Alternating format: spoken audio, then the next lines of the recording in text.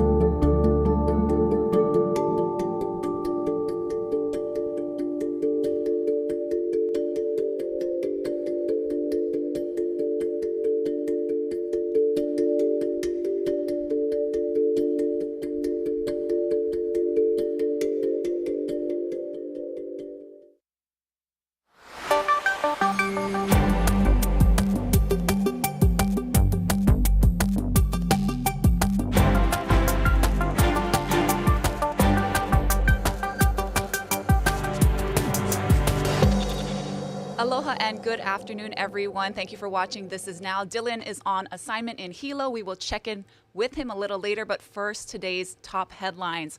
A dangerous zombie drug laced with fentanyl has now been declared a threat in the United States, and it's prompting new concern among Hawaii authorities.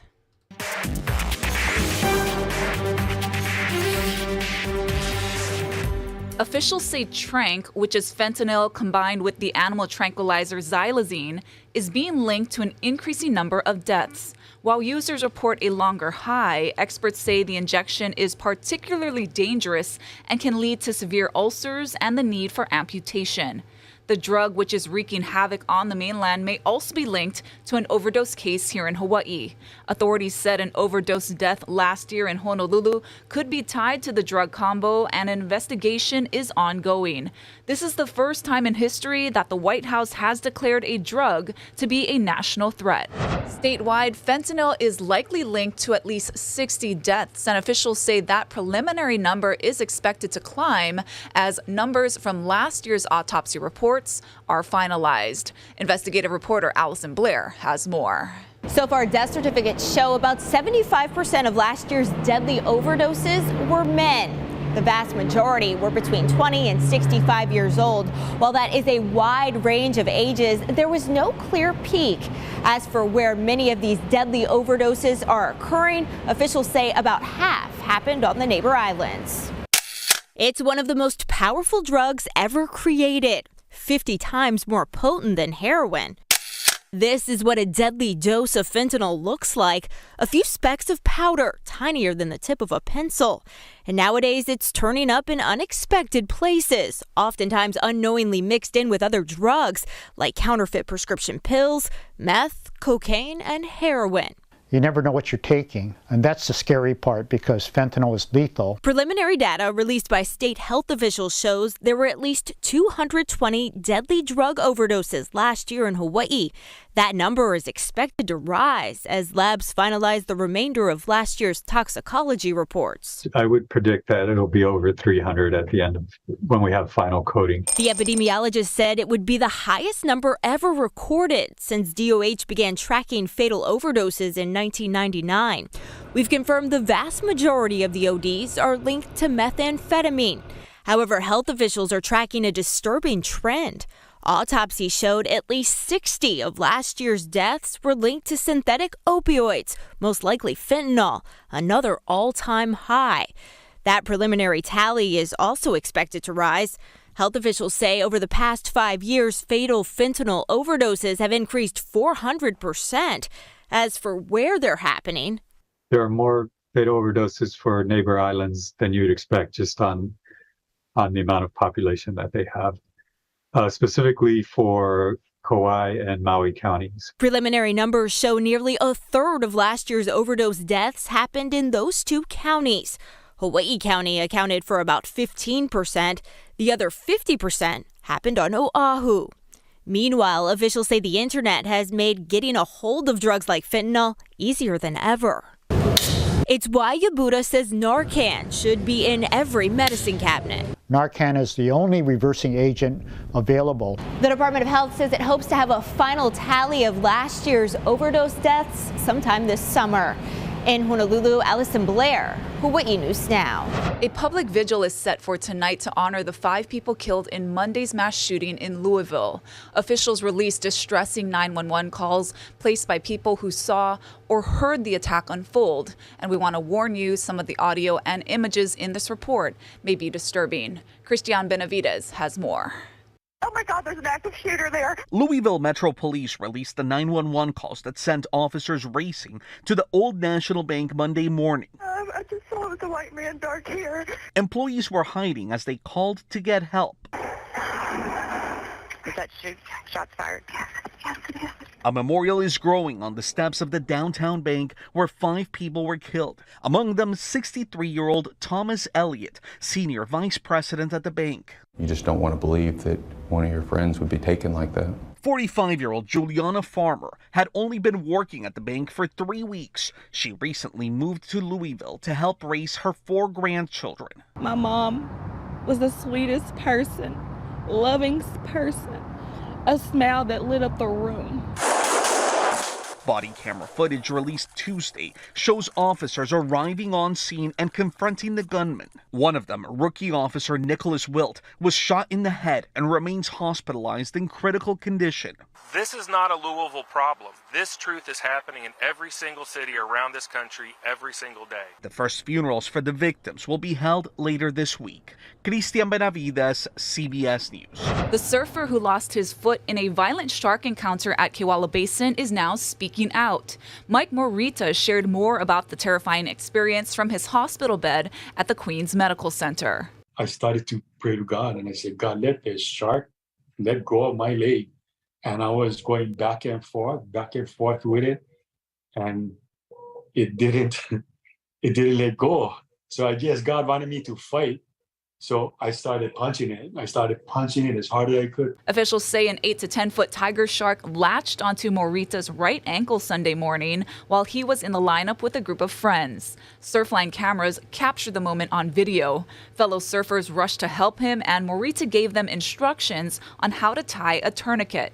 He thanks them and the first responders who saved his life. Morita's son says his father will need to undergo another surgery this week. HPU criminal justice students took to the streets of Chinatown last night to bring attention to growing crime concerns in the area. They joined up with a group of residents who patrol the downtown area every week on Tuesdays. The group started at Kukui Plaza before making its way toward Iwile, where it came across tents crowding the sidewalk. The students say they've been meeting with prosecutors, law enforcement, and the neighborhood board to explore different ways to make a difference. My class focuses a lot on the Chinatown downtown area and the crime and how it's kind of been fluctuating in the last few years. I'm really glad they can join. I think it'll be an eye-opening experience. Over the past several months, we've heard a lot of theories about what's been going on and how to change and improve things. The city has started a series of improvements to the Chinatown area, including upgrades to cracked sidewalks. Renovations to Kekaulike Mall will also begin next week. Not a gridlock on the H1 freeway this morning. Town-bound commuters were at a standstill after authorities closed multiple lanes near the Ka'ahumanu overpass. The Department of Transportation said it was due to an injured person on the freeway. This happened just before 6 a.m. HPD said there was also a crash in the same area that was moved to the shoulder. Because of the heavy congestion, DOT opened the zipper lane to all drivers. All lanes have since reopened. The Biden administration is proposing strict new automobile pollution limits that would require up to 2/3 of new vehicles purchased in the U.S. to be electric by the year 2032. Skylar Henry has more. The Biden administration announced tough new emissions standards Wednesday aimed at cutting pollution and increasing sales of electric vehicles. I'm pleased to announce that EPA is proposing the strongest ever federal pollution technology standards for both cars and trucks. If the proposed rules are enacted, the EPA estimates that by 2032, 67% of all passenger vehicles sold, such as cars, trucks, and SUVs, will be electric. 50% of vocation vehicles like buses and garbage trucks, and 25% of long-haul freight trailers will be electric as well. Today's actions will accelerate our ongoing transition to a clean vehicles future, tackle the climate crisis head-on, and improve air quality for communities all across the country. The EPA says its rules would help avoid 10 billion tons of CO2 emissions. That's about 2 years' worth of CO2 emissions in the U.S. But some say the proposals are moving too fast for automakers to handle. The question we have to ask right now, are we ready to scale smart with the auto industry? Larry Burns is a former GM executive and auto industry advisor. He says the EV market is still young and there's a lot more to learn before they take over the market. This is tough work to do. And to go from where we are today in the U.S. to 2/3 of our vehicles being battery electric vehicles by 2030 to 2032, boy, that's a pretty big ask. The government will also have to scale up the infrastructure to ensure all of the electric vehicles on the road can recharge when necessary. Skyler Henry, CBS News, Washington. All right, let's head on to the Big Island. Here's a live look at Hilo, where the degrees is 75 degrees out there, mostly cloudy on this Aloha Wednesday, where the Merry Monarch festivities are underway. We're going to have a live report from Hilo in just a minute, but let's check on the forecast with Guy Hagi.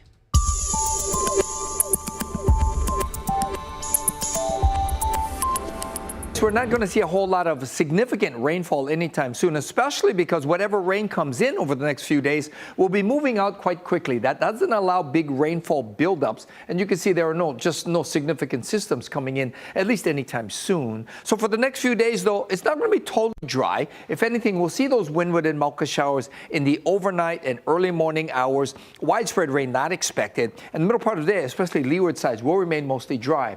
Now those winds, breezy today, 15 to 25, just downshifting just a little bit Thursday, Friday, and Saturday. So still very pleasant going into the weekend. And then a disturbance comes in, at least it edges a little bit closer, and that shifts the winds on Sunday, and we could see more showers on Tuesday.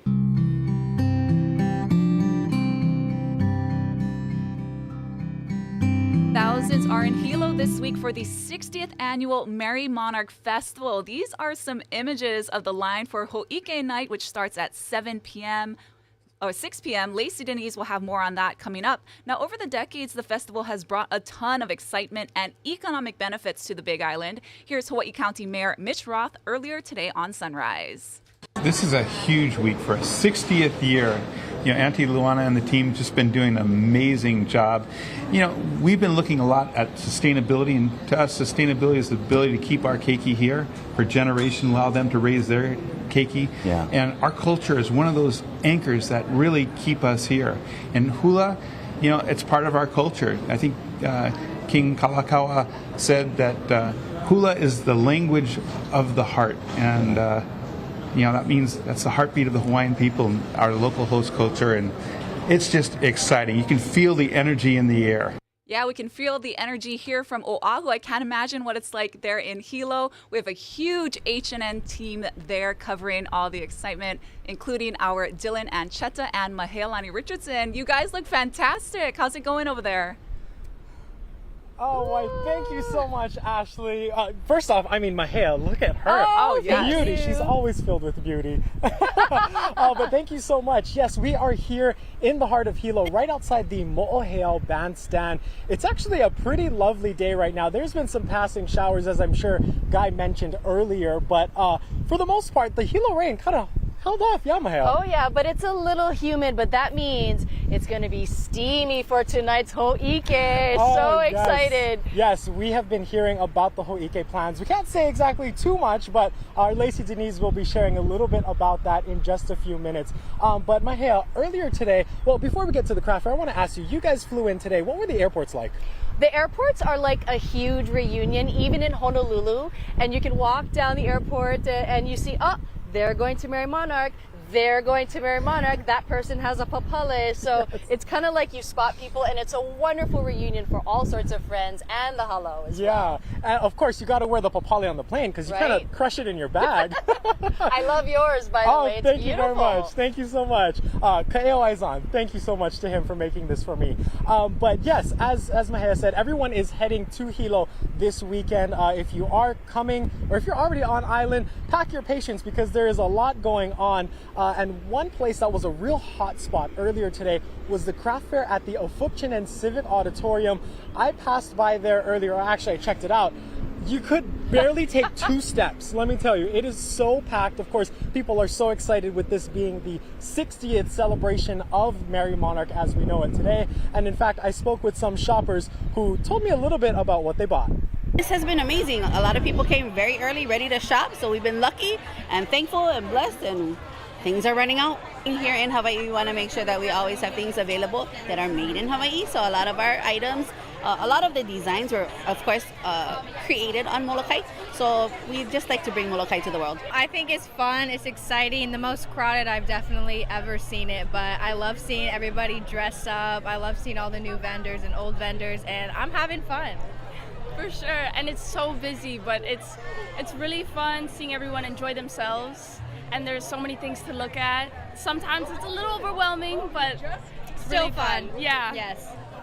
And of course, we also heard from one of the businesses there.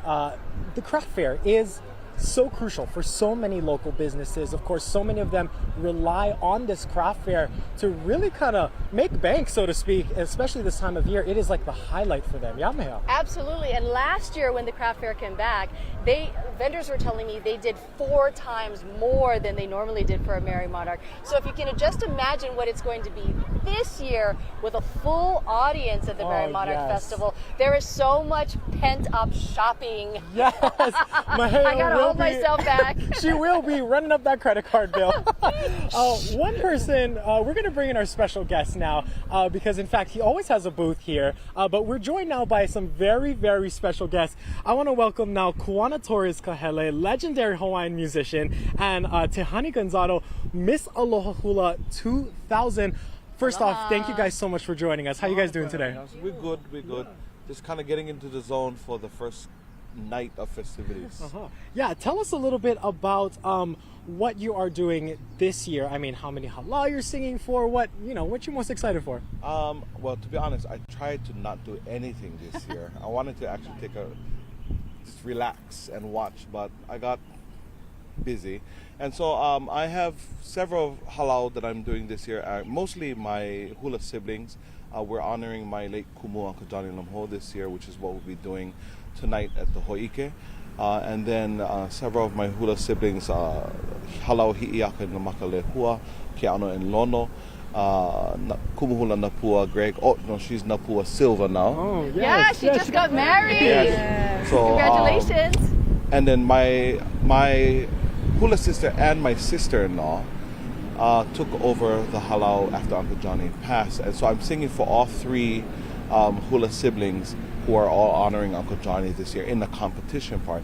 And then in the Ho'ike part, we're also honoring him with 5 generations of Kawakani Lehuains. Yeah, wow, all ohana here. And Tehani, you are a former Miss Aloha Hula, and you two work together. You guys go on tour a lot. Tell us a little bit about your relationship and how that kind of blossomed over the years. Sometimes I have to see something nice. Oh my gosh. Well, this is my cousin, but we didn't start off knowing that we were related.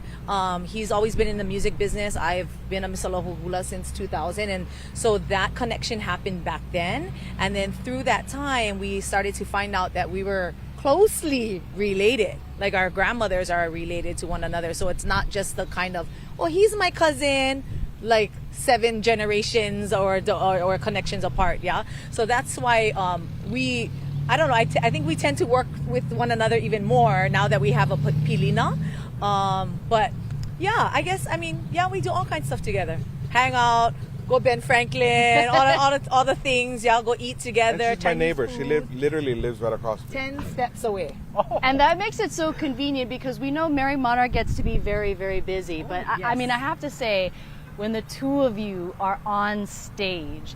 It is so uplifting and so amazing. What is it about just performing together that really inspires audiences? Shall I go first? Okay. Well, you know, Kuana's a dancer's dream, really. As po'e hula or hula people, we are moved by the music or by the ho'opa'a.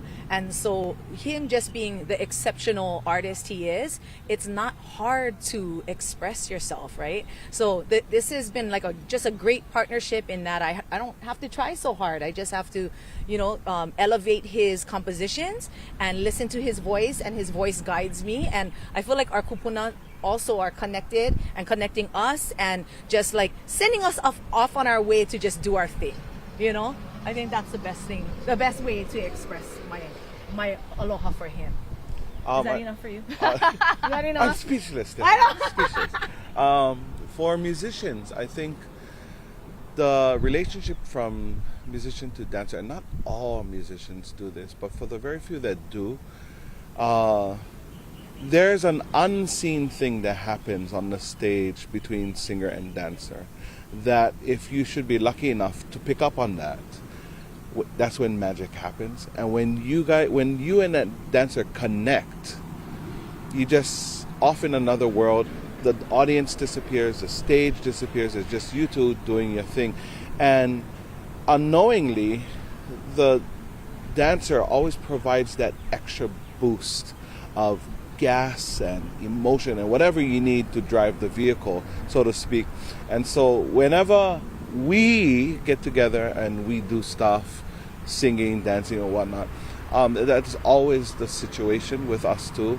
And so she's been trying to retire for I don't know how many years, but I keep saying, no te hari, no te hari. Miss Aloha Hula never retires. Right, so No. Well, I have to say mahalo to both of you for sharing your mana'o, and especially for you, Kuana. I look up to you and I respect you, and you always answer my questions, whether it's cultures or ni'ihau shells, so mahalo. And also, I keep listening back, Kale Moki Hana Ole Na'ala's performance last year, Moki Hana Lullaby, with your voice echoing through the stadium. So powerful. That song has been on repeat leading up to this week. So thank you guys so much for being here. And speaking of ni'ihau shells and Jade Lay, we have to say mahalo for letting us display your beautiful artwork as well. All the way from Hong Kong, right? Yeah, that my one came Chinese side. from so the happy. motherland. That one came from the motherland, but thank you for letting our children see the light of day, because if not, they just stay in the safe. Yeah. No, it's beautiful. It's meant to be enjoyed. Yeah. Well, thank you guys so much again. Mahalo. Once again, we are in the full swing of Merry Monarch Week here in Hilo. Miss Aloha Hula is Thursday, Kahiko is on Friday, and Awana and Awards on Saturday. But before that, of course, we can't forget about tonight, Ho'ike. For more on that, our Lacey Denise explains what we can expect. Aloha from beautiful Hilo, Hawaii, here at the Grand Naniloa Hotel Hilo. It is Ho'ike night, the highly anticipated performance. It's the hottest ticket in town. People waited overnight to try and get their hands on a seat tonight in the Edith Kanakaole Stadium.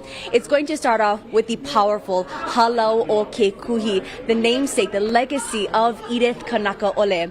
And followed by that is going to be Robert Casimiro and his Halau. And followed by that, it's going to be a tribute to the late Uncle Johnny Lum Ho. We've been seeing snippets of what the performance will be like on social media, and we know it's going to be a very powerful and very special tribute to such a special man. And of course, we'll have a full show for you backstage at Merry Monarch starting tonight at 7 p.m. You can catch it all on K5 and also online at hawaiinewsnow.com.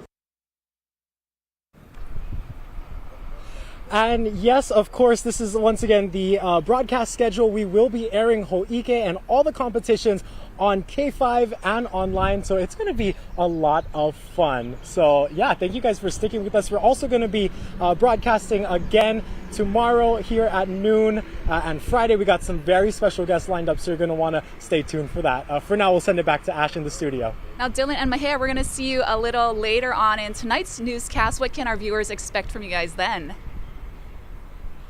Yeah, well, for my half in 4 o'clock, we're essentially just going to give you the feel and the zest of what it's like to be at Ho'ike. I assume people will already be trickling in by then, and we're expecting a full stadium. So it's going to be exciting to see everyone there. Mahea, I know you have a story airing later tonight. That's right. I'm highlighting the voice of the Merry Monarch Festival, Kimo Kahoano. His first Merry Monarch Festival was in 1981. His voice, iconic and legendary. And we are so excited about Ho'ike. There is so much buzz over this because of the legacy dancers and the amazing voices that will grace us tonight. All right, thanks right, you that does it guys. for You us look here in Hilo. We'll send it wonderful. back to Have you. so much fun out there. Aloha. And thank you for watching. Now we'll have much more news coming up first at 4.